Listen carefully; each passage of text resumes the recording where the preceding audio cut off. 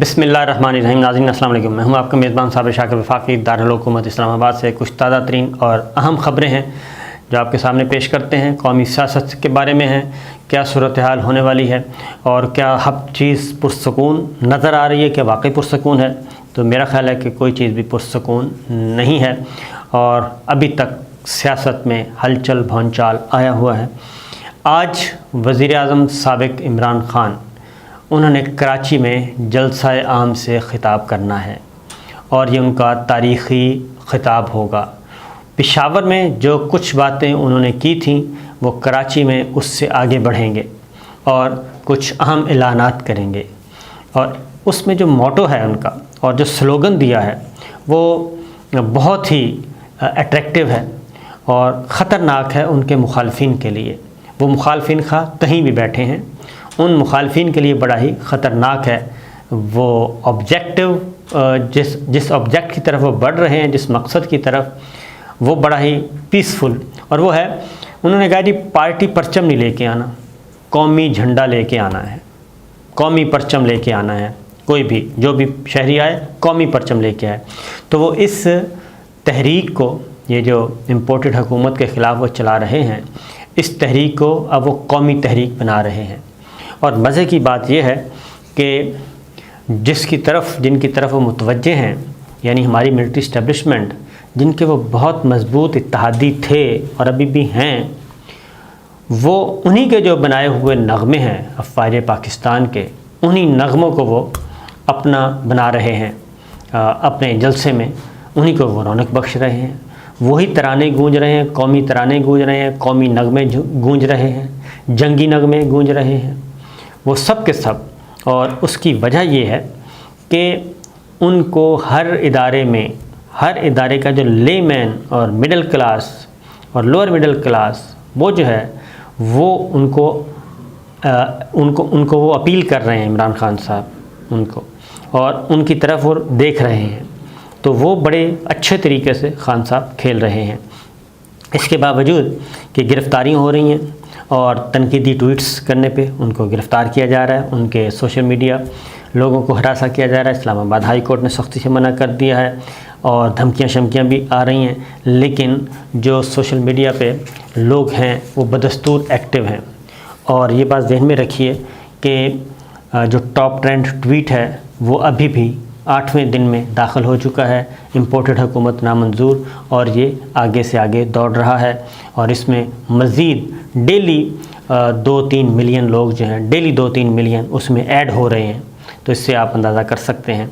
तो बहरहाल एक चीज़ और इसका इंतज़ार करना चाहिए, ये भी जलसा जो है कल से, जलसा आज है, आज शाम को है, लेकिन कल से लोग वहाँ पे आ रहे हैं, जा रहे हैं और कराची में एक क्या कहना चाहिए, कौमी मेले का समा हो गया है। तो मेरा ख़्याल है कि जिन लोगों ने उनको निकाला है और जो एक साजिश हुई है, बैनुल अक़वामी बैरूनी साजिश, बैरूनी मुदाखलत, बैरूनी एजेंडा, उस पे उसको यहाँ पे बकौल इमरान ख़ान के मीर जाफ़र और मीर सादिक जो हैं वो मौजूद थे और उनको एग्जीक्यूट करवाया। तो उस पे ज़रा ध्यान दीजिएगा जी। आज का भी देखिएगा कि वो क्या करते हैं। आगे बढ़ते हैं। कुछ हमारे जो व्यूअर्स हैं, नाजरीन हैं, वो 2-3 बातें पूछ रहे हैं हमसे। नंबर 1 ये कि एक तो फ़ॉरेन फंडिंग के केस के बारे में पूछ रहे हैं और दूसरा पूछ रहे हैं ये जो तहाइफ तोशाखाना के मामलात क्या हैं। पहले मेरा ख्याल है तोशाखाना वाली बात आपको बता दूं। तोशाखाना कहते किसे हैं? वो तोशाखाना कहते हैं जी कि जब सरबराहान मुमलिकत या सरकारी वफूद बैरून मुल्क जाते हैं ऑफिशियल विज़िट्स पे, या कोई बैरून मुल्क से आते हैं जो वफूद हैं और सरबराहान हैं पाकिस्तान में, तो वो तहाइफ देते हैं और बिलअमूम ये तहाइफ देते होते हैं। पहला विज़िट हो तब भी दिया जाता है और अदरवाइज़ भी ये एक ट्रेंड है। अब ये थोड़ा सा कम हुआ हुआ है, लेकिन पहले बहुत था। और पहले तो ये था कि जितने भी वफ़द में लोग होते थे उन सबको, फॉर एग्ज़ाम्पल सऊदी अरब है, UAE है, ख़ास तौर पे मिडल ईस्ट और अरब कंट्रीज़ जो हैं वहाँ पे काफ़ी कीमती तहाइफ हैं वो दिए जाते थे। और मेरे father in law Mustafa Sadiq साहब मरहूम, उनके किंग फैसल से बहुत अच्छे मरासम थे, और एक दफ़ा वो और ज़ियाउल हक साहब से भी अच्छे मरासम थे, और फेडरल मिनिस्टर भी हो रहे हैं। तो एक दफ़ा वो गए थे तो उनको किंग फैसल उस वक्त थे सऊदी अरब के, तो उन्होंने फैसल वॉच दी थी, तो वो मेरे फादर इन लॉ को भी मिली, तो मेरे पास महफूज है।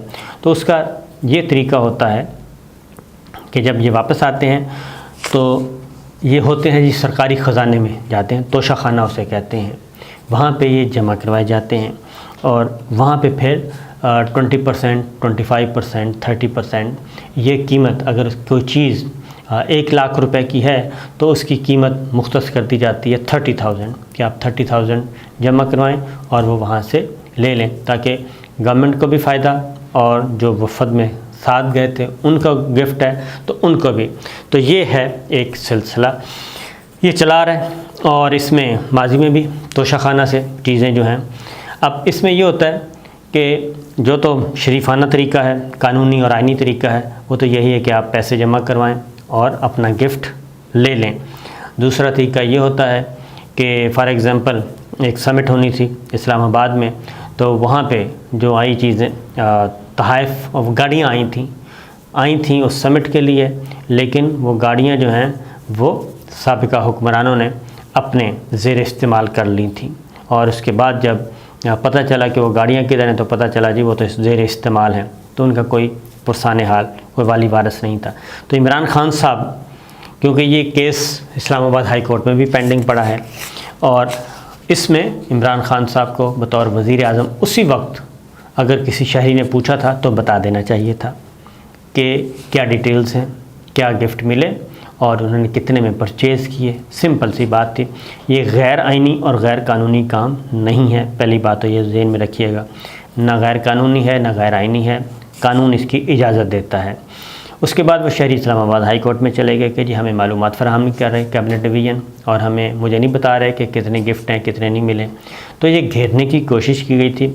अगर उस वक्त इमरान खान साहब प्राइम मिनिस्टर होते हुए कैबिनेट डिवीज़न को कह देते कि आप ये इंफॉर्मेशन पास ऑन कर दें तो ये मामला ख़त्म हो जाता, लेकिन वो इस्लामाबाद हाई कोर्ट में कहा। अब हुआ ये है कि अब उसकी डिटेल्स शहबाज शरीफ साहब वज़ीर आज़म बने, उन्होंने अपने बुलाया एंकर्स को, सहाफ़ियों को, काफ़ी ज़्यादा लोगों को, उनको फिर ये बात बताई। उन्होंने कहा जी कि इमरान खान साहब को तहाइफ मिले थे, और कीमती तहाइफ में डायमंड ज्वेलरी है, ब्रेसलेट है, घड़ियां हैं और कफलिंग्स हैं।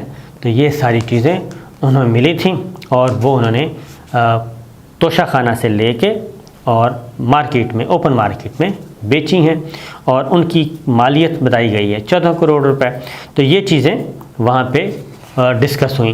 तो इसका डिटेल ये है, इसके अलावा ज़्यादा डिटेल मौजूद नहीं है। ये बात ध्यान में रखिए कि अगर आप आला तरीन क्या कहते हैं अखलाकी मयार पे जाते हैं, मॉरलिटीज़ पे जाते हैं, तो आप इग्नोर भी कर सकते हैं।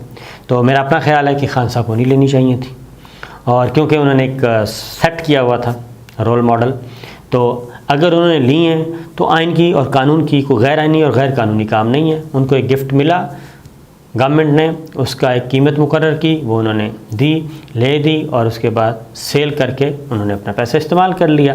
तो ये है तोशा खाना की कहानी और वज़ीर आज़म इमरान खान के तहाइफ की कहानी। अब आगे बढ़ते हैं। ये माजी में भी हुक्मरान इसी तरह करते हैं, और जो भी जाते हैं वफूद, और बाज़ औक़ात ये भी है कि जो बहुत अच्छे लोग होते हैं, यानी कि मुहतात, वो ये काम नहीं करते जो एक्स्ट्राऑर्डिनरी मुहतात होते हैं। मुझे याद पड़ रहा है कि MQM के वज़ीर थे सफ़ानुल्लाह साहब, बहुत डिसेंट किस्म के, क्लासिकल शख्सियत, और बहुत एक तारीख़ थी उनकी। तो सैयद सफ़ानुल्लाह साहब भी एक विज़िट पे गए, उनको घड़ी मिली थी, तो उन्होंने मुझे बताया कि मुझे लेटर आया कैबिनेट डिवीज़न से कि ये आप इस डेलीगेशन में थे, आपका ये गिफ्ट है, अगर आप ख़रीदना चाहते हैं तो इतने पेमेंट करें और ख़रीद लें।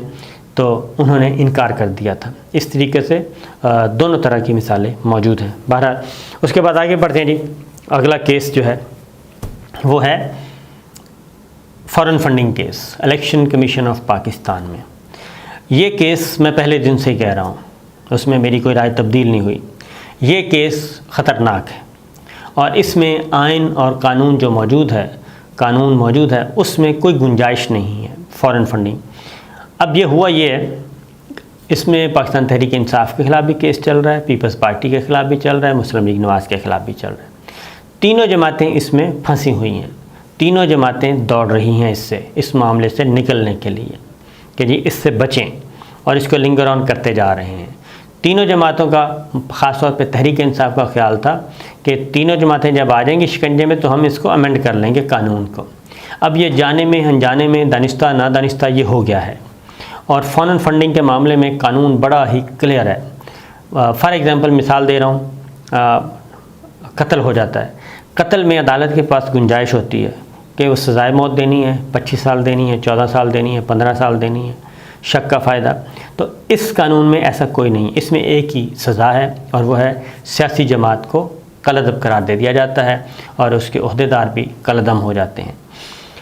ये है वो मामला। इसको लिंगर ऑन किया बहुत ज़्यादा पाकिस्तान तहरीक इंसाफ ने, जो कि नहीं करना चाहिए था, इसका फ़ैसला करवाना चाहिए था। अब ये काम पीपल्स पार्टी के साथ भी हो चुका। अब इसमें अगर election commission of Pakistan PTI के ख़िलाफ़ फ़ैसला दे देता है तो उसके ख़िलाफ़ राइट ऑफ अपील होगा पीटीआई के पास, और सुप्रीम कोर्ट से जब तक फाइनल नहीं आ जाता वर्डिक्ट, इलेक्शन कमीशन के दो तरीके हैं। इलेक्शन कमीशन डिस्क्वालीफाई करे, पाबंदी लगाए, पाबंदी लगा के भेज दे फेडरल गवर्नमेंट को, तो फेडरल गवर्नमेंट बाकायदा तौर पे ये सुप्रीम कोर्ट को भेज देती है रेफरेंस के तौर पे कि ये जमात है, इसको आप डिस्क्वालीफाई बैन कर दें, पाबंदी लगा दें। तो ये मामला अल्टीमेट जाना है सुप्रीम कोर्ट। लेकिन एक और तरीका मौजूद है अभी भी, वो ये है कि परवेज़ मुशर्रफ साहब ने, जनरल परवेज़ मुशर्रफ साहब ने पाकिस्तान पीपल्स पार्टी को बैन करना चाहा था, बैन करने की कोशिश की। उससे पहले जुल्फ़िकार अली भुट्टो साहब ने नेशनल अवामी पार्टी नैप उसको कलअदम करार दिया था, जो इस वक्त अवामी नेशनल पार्टी है। असफंदियार वली खान साहब उसके सरबराह हैं। ये पार्टी नैप थी, नेशनल अवामी पार्टी।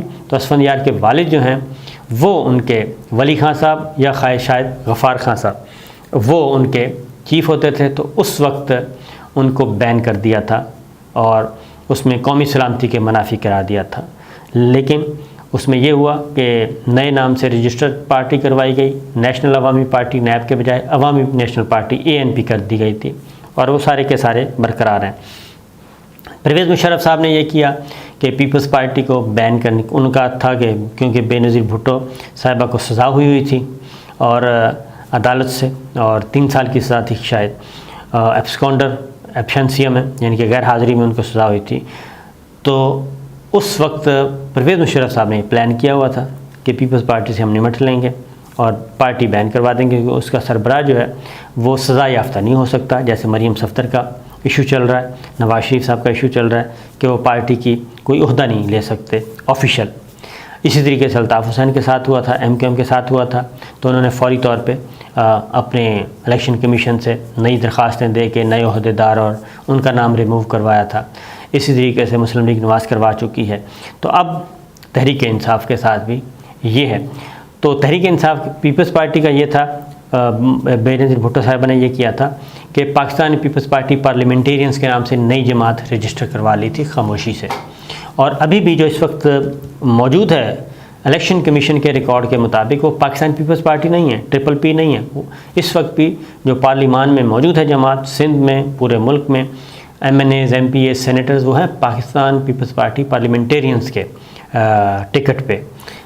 इंतखाबी निशान वही है जो था पहले, तीर और बाकी सारी चीज़ें वही हैं। लेकिन उन्होंने पैरेलल एक काम किया कि अगर पीपल्स पार्टी को बैन किया तो बजाय इसके कि पूरी पार्टी को ख़तरा हो, तो ये हम शॉर्टकट, तो खामोशी से वो काम किया था। और उसका बनाया था चेयरमैन मखदूम अमीन फ़हीम साहब को बनाया था। तो अब भी वही पार्टी काम कर रही है। अब PTI के पास एक रास्ता मौजूद है कि वो ये है कि नई जमात अपनी रजिस्टर, या तो एक तरीका तो ये है क्योंकि इमरान खान साहब कहते हैं मैंने कोई जुर्म नहीं किया और हमारा सारा बैंकों का रिकॉर्ड मौजूद है, जो अमाउंट्स आई हैं वो बैंकों के थ्रू आई हैं और सारा रिकॉर्ड मौजूद है, किसने भेजा ये भी पता है, वो इससे कोई खौफज़दा नहीं है।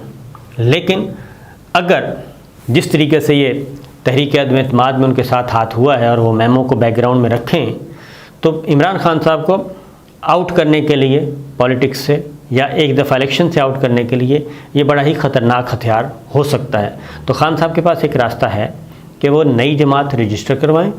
तहरीक इंसाफ पाकिस्तान तहरीक इंसाफ है, PTI तहरीक इंसाफ पाकिस्तान के नाम से करवा सकते हैं आगे पीछे करके।